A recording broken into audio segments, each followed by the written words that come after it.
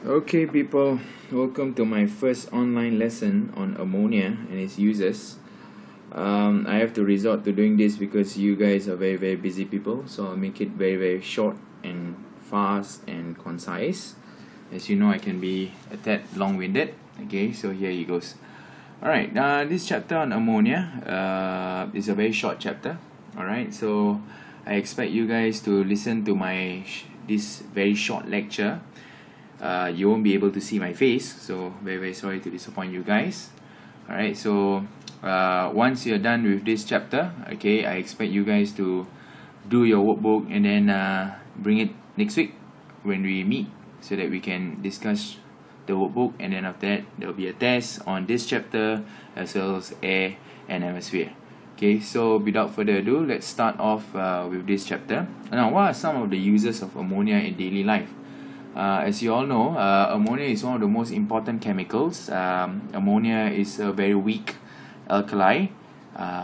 It's the only weak alkali that you have studied so far in your syllabus, and it is important because it is used in the production of fertilizers and food, and then it is also used for the manufacture of laboratory chemical, natural acid, nylon, dyes, cleaners, chemicals, and electric cells.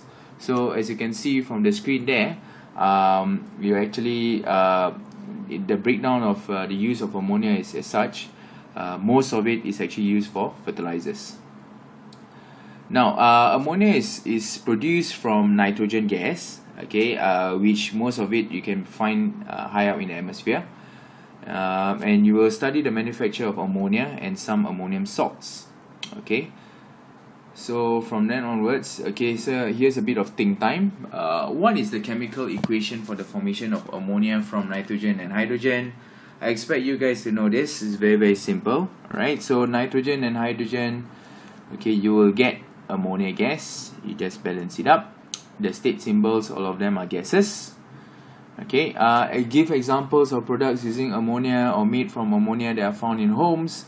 A lot of our products can be made from ammonia. One of them is nylon ropes, your color dyes for cloth, your cleaners that is used. As you know, alkaline, you can use a lot of the detergents. Okay, a lot of the alkaline can be found there, and chemicals for even electric cell. Okay, your batteries. Okay, last question. Name some ammonium compounds that you know. Okay, of course, I expect you all to know this. Ammonium, of course, is NH4 plus. Okay, so you all should know this.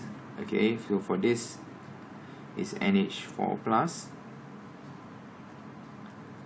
Okay, so you have to remember the formula for ammonium ion. Okay,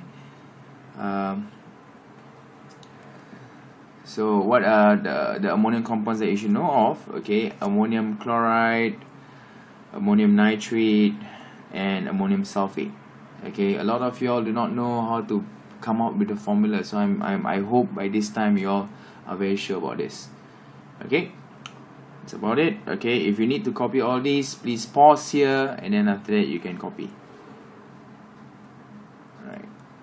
Okay, now we are going to go through the very important process for manufacturing of ammonia. This is the gist of the whole chapter. And the manufacturing of ammonia is what you call the Haber process. Okay, it is named after this scientist, this German scientist, von Haber. Alright. Okay, hold on. Oops. Okay. Sorry, there's a slight error. Okay, you can continue now. Okay, so what is the Haber process all about? Basically, just now I actually gave you all the equation for ammonia gas. Okay, so you have nitrogen plus hydrogen, 1 volume of nitrogen and 3 volumes of hydrogen, where you mix them up together. Okay, and then after that you subject it to a compressor, okay, with a pressure of 200 atmospheric pressure. ATM basically refers to atmospheric pressure, not the ATM bank. Okay, and then to a temperature of 450 degrees Celsius with iron catalyst to speed up the reaction, and then you will get your liquid ammonia. Okay, so as I was saying, step 1, you mix it up together, nitrogen and hydrogen, the ratio of 1:3. Step 2, the mixture, you pass it over through ion catalyst.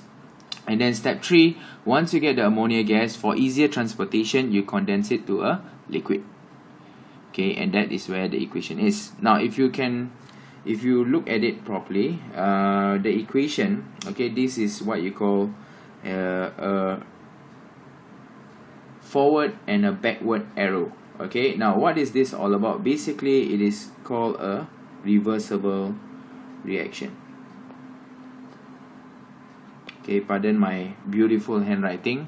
It looks like some of the kids writing. Okay, so but it's a reversible reaction, means basically this reaction, it can go forward. Okay, most of the reactions that I would say all of the reactions that you've learned so far is all on the forward reaction. That means the reactants are on the left and then the products are on the right. Now what happens for a reversible reaction is this: it can go back and forth. Now what do I mean by that? That means you can add nitrogen and hydrogen and then you get ammonia gas. Okay, now that's not the whole story. Basically, ammonia can also disintegrate back into the reactants. That means it can form back nitrogen and hydrogen gas. That's what it means by reversible reaction. Okay, so this one I will explain to you guys further later on. Okay, you just have to take note what the double arrow means. Okay, alright, so the Haber process is an efficient, one of the most efficient chemical processes that you can ever get. Okay, nitrogen gas, you get it from air. Okay, fractional distillation of liquefied air. Okay, and hydrogen gas, you can get it from cracking of petroleum. Okay, and iron, of course, you can find it in the ground. Okay, they are plentiful and they are cheap. Okay, so basically there are virtually no waste products. Okay, unlike your fractional what do you call this, the manufacturing of iron. Yeah, okay, and the process can produce unlimited amounts of ammonia gas. Okay, now the heat given out is also not wasted. Why? It's because it is used to keep the catalyst hot. As you know, when you keep the catalyst hot, the reaction becomes better. Okay, and to heat gases entering the catalyst chamber.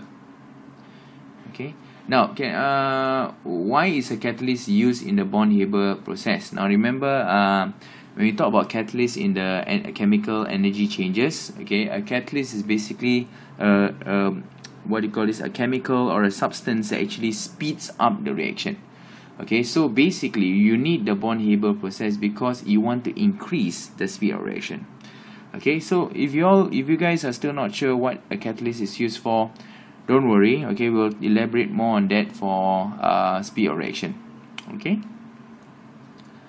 Now, as I was saying, reversible reactions, what is the difference between these two signs? Now, you all have learned about this single arrow. Okay, it's a common one. Basically, it just moves in a forward reaction. The reactants on the left, products on the right. Okay, now, you will now be exposed to this double arrow. Basically, double arrow is what you call a reversible reaction. Now, most of the reactions found in this world is what you call non-reversible. That means it moves in a one path. Okay, means the reaction cannot be reversed. You just add two things together, then you get a product. Okay, so that means, for example, in this reaction, sodium hydroxide and hydrochloric acid, you will get sodium chloride and water. Now, can you put it in a reverse form? You can't. You can't get sodium chloride and water to get sodium hydroxide and hydrochloric acid. Okay. However, for manufacturing of ammonia, because it's a reversible reaction, you can move it backwards. That means ammonia, when you subject it to high heat and high pressure, you will get, okay, nitrogen gas and hydrogen gas. Okay, that's the difference between a non-reversible reaction and a reversible reaction. Okay, any questions? Oh yeah, I forgot, you can't ask questions here. Okay, but if you want to, you can WhatsApp me later on. Okay, if you have any further questions. Now, so basically, when you talk about reversible reaction, there is a forward reaction and then there is a backward reaction. Okay, so the top half of the arrow is what you call a forward reaction. This one is the mainstream reaction where you have nitrogen and hydrogen, you get ammonia gas. Okay, and then after that, there is a backward reaction where there is a decomposition of ammonia back to nitrogen and hydrogen. So basically, when you talk about the rate of when you have a reversible reaction, okay, this is something that is not found in your textbook. When the rate of forward reaction is equal to the rate of backward reaction, that is where you say that the reaction has reached a state of dynamic equilibrium, in such a way that the forward reaction and the backward reaction is the same. Now, you do not need to concern yourself so much about dynamic equilibrium, because this you will learn a lot more. Okay, a lot more for what do you call this in your GC days, okay, or even in your poly. Okay. Now, a reversible reaction, a chemical reaction, reaches a state of dynamic equilibrium whenever the rate of forward reaction equals to the rate of backward reaction. And basically, your concentration of reactants and your products remain unchanged. Okay. And then also your composition of equilibrium mixture in a reversible reaction can be altered, okay, by concentration, temperature, and pressure.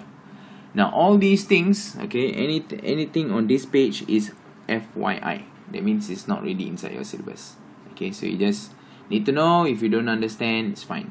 Okay, shall proceed. If you need to copy this, you can copy it in your textbook. Okay, I can pause. Okay, I will proceed from now on. Okay, now let's talk a little bit more in detail about manufacturing of ammonia. Remember about the conditions that I was talking about, 200 atm and 450 degrees Celsius. Now, why do actually Born-Haber arrive at those conditions? Why are those conditions? Can we do it like 1000 degrees Celsius or at zero atm? Can we do that? Now, of course, you can if you are just messing around. Okay, but you see, Born-Haber, when he actually did this experiment, he wanted to get as much ammonia as possible. So he deduced that, hey, look, these conditions are the ones that I think are the best for you to get the most ammonia, to get it in favorable conditions. Now, how did he actually arrive at these figures? Now, if you look at the slides now, this is where you get the graph. Basically, Born-Haber actually did some experiments, and he realized that at 100 degrees Celsius, okay, at 100 degrees, if you look at the graph properly, at 100 degrees Celsius and at 400 atmospheric pressure, okay, you will get that amount of equilibrium of ammonium. Okay, so basically, if you look at the graph in general, okay, if you plot it properly, if you look at it properly, the higher the pressure, the greater the percentage of ammonia that you get. Okay. And also, but if you look at temperature wise, the higher the temperature, the percentage of ammonia actually gets smaller. Okay, so you see, it doesn't mean for higher pressure, of course, you get higher amount of ammonia, but higher temperature is the opposite. You actually get smaller amounts of ammonia gas. Okay, so in practice, basically, Born-Haber actually deduced that, okay, look, you want a high pressure, cannot be too high.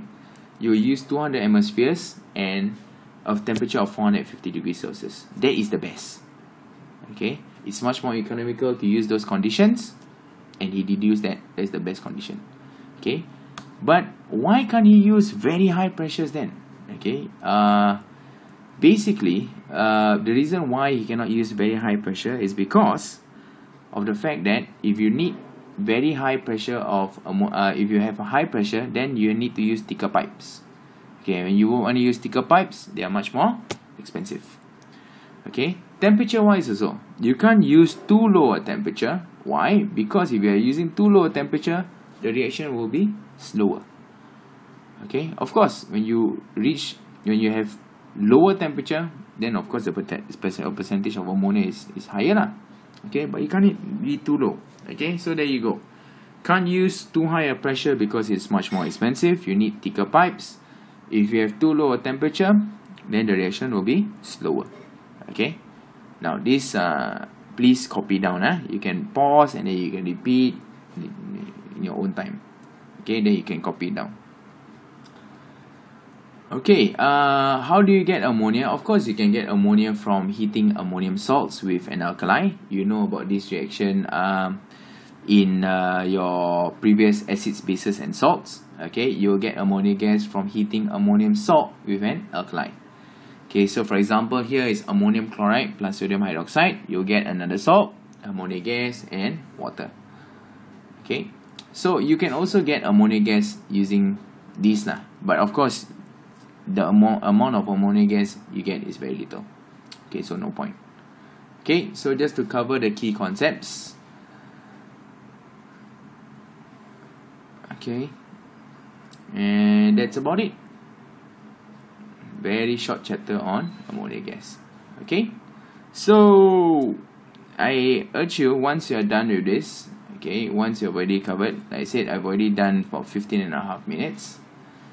Okay, try and do your textbook, try and do your workbook, sorry. Okay, once you do your workbook, okay, that's about it. I've actually asked Mr. Timothy Chen to do an online lecture on air. Okay, I will get back to you whether he has done it. If he has not, then I'll do one similar to this.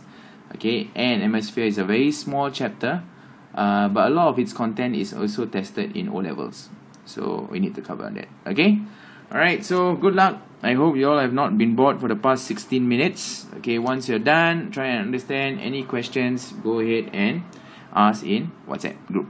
Okay, thank you. Enjoy the rest of your holidays. Bye bye.